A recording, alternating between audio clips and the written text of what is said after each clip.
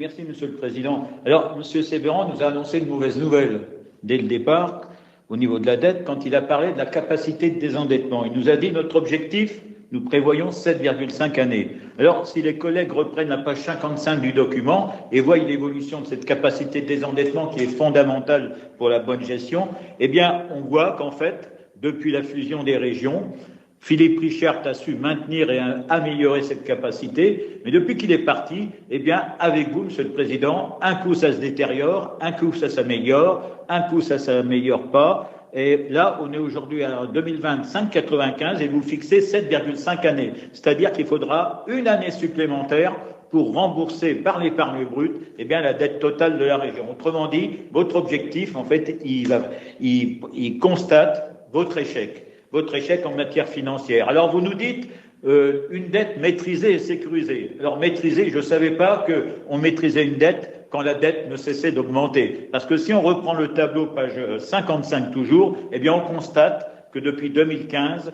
la dette n'a cessé d'augmenter. 2315 millions d'euros en 2015, on en est à 2593 millions d'euros, ça fait 278 millions d'euros en plus.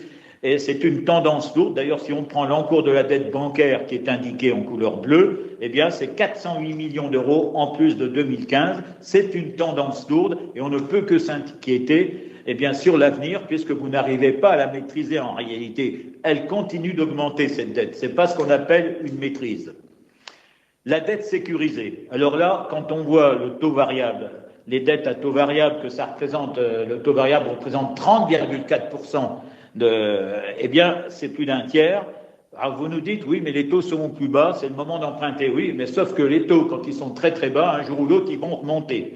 Et là, quid de l'avenir?